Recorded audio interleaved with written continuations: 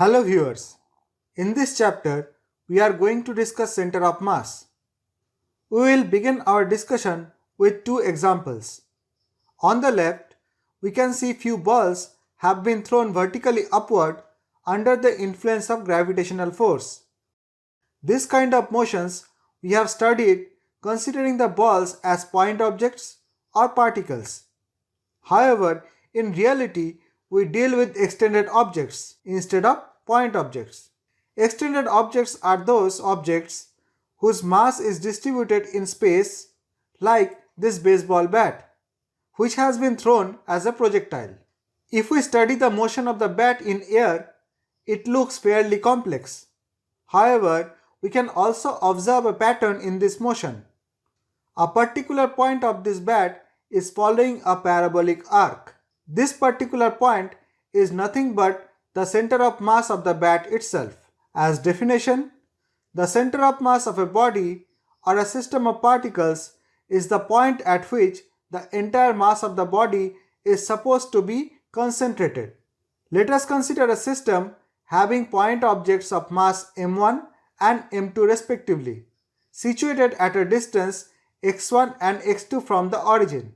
If xcm represents the distance of center of mass from the origin, then xcm is equal to m1 x1 plus m2 x2 divided by m1 plus m2. Now, if we have a one-dimensional system consisting of multiple particles, then based on the above notion, we can find its center of mass as xcm equal to m1 x1 plus m2 x2 plus m3 x3 plus up to mn xn divided by whole mass of the system. It can also be written as xcm equal to summation over I equal to 1 to n mi xi divided by mi. Now if we generalize this concept for a three-dimensional object, then we can replace this x coordinates with position vector for individual particles. In that case, the center of mass can be represented as RCM equal to m1 r1 plus m2 r2 plus m3 r3 plus up to mn rn divided by whole mass of the system. It can also be written in summation form as RCM equal to sum over I equal to 1 to n mi ri divided by mi, or RCM equal to 1 upon m, which is the total mass of the system, times sum over I equal to 1 to n mi ri. Now, if the system is having huge number of particles or the system of particles behaves as a continuous object, then we can replace the summation with an integration. In that case, RCM equal to 1 upon m integration over r dm. Here, r represents the position vector of the elemental mass dm. Now let us discuss the motion of the center of mass under the influence of externally applied force.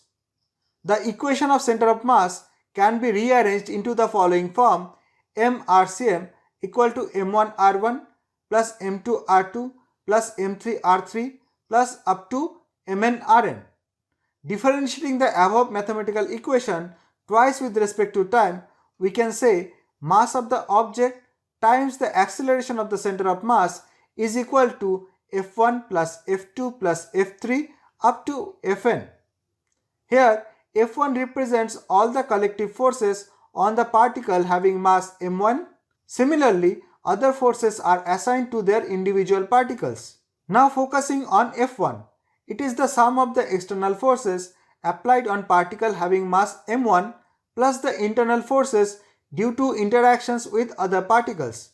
According to Newton's third law, for each internal force acting on one particle, there is an equal but opposite force acting on other particles. For example, if particle 1 exerts a force on particle 2, then particle 2 also exerts an equal and opposite force on particle 1. When we sum over all the particles in the system, the internal forces cancels out each other and we are only left with external forces. This is why we can write mass times acceleration of the center of mass is equal to external force applied on the object. In other words, the center of mass moves as if the mass of the system is concentrated at the center of mass and all the external forces are applied at that point only.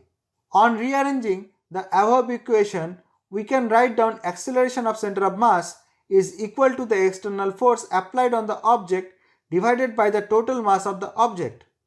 In other words, the net applied external force creates the acceleration of the center of mass as if mass of the entire object is concentrated at the center of mass only. Now let us discuss linear momentum for a system of particles.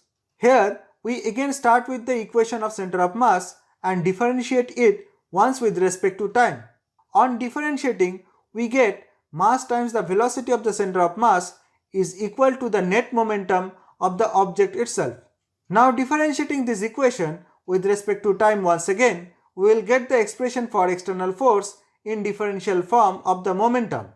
If no external force is applied on the object, then we can see momentum of the object will be conserved. Or in other words, mass times the velocity of the center of mass will be constant.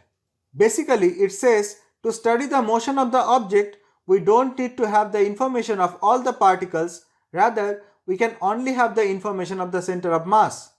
Now let us take some examples for the calculation of center of mass for some regular objects.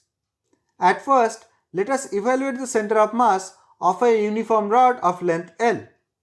Here, we can use the integral equation for the evaluation of center of mass. For that, we have to consider an elemental mass and integrate over the entire length of the rod. Here, we can also see the rod is symmetrical about x-axis, so we only need the coordinate along x-axis for the evaluation of center of mass. For this rod, the center of mass is at a distance L by 2 from the origin along x-axis. Using this same approach, we can look at the center of mass for other symmetrical objects like rectangles, squares, etc. For a rectangle of length A and height B, the center of mass is at A by 2, B by 2. For a square of side length A, it will be at A by 2, A by 2. In case of circular objects, we can take help of plane polar coordinate systems for easier evaluation of center of mass for different objects. The choice of elemental mass and the limits of integration are very important for the evaluation of center of mass. We should also take the advantage of symmetry while evaluating the location of center of mass. For the evaluation of center of mass of the semicircular wire, we can take the following approach.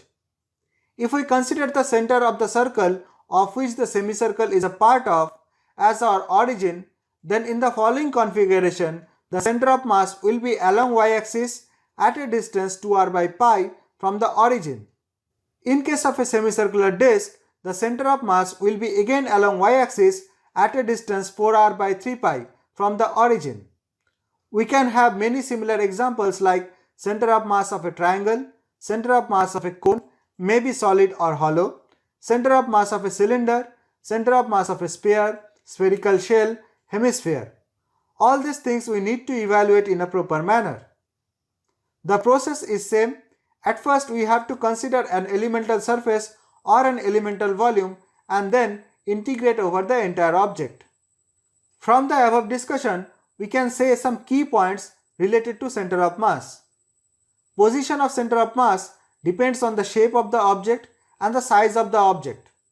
It also depends on the mass distribution. As an example, the center of mass of a semicircular arc lies outside it, whereas in case of a semicircular disk, it lies within the disk. Motion of the center of mass represents the motion of the body as a whole. The motion of the bat thrown as a projectile can be related to this point. The net external force applied at the center of mass produces only linear motion and no rotational motion. This point we will discuss while discussing rotational motion. To sum up, in this chapter we have discussed center of mass and also discussed the process of evaluation of center of mass for different objects.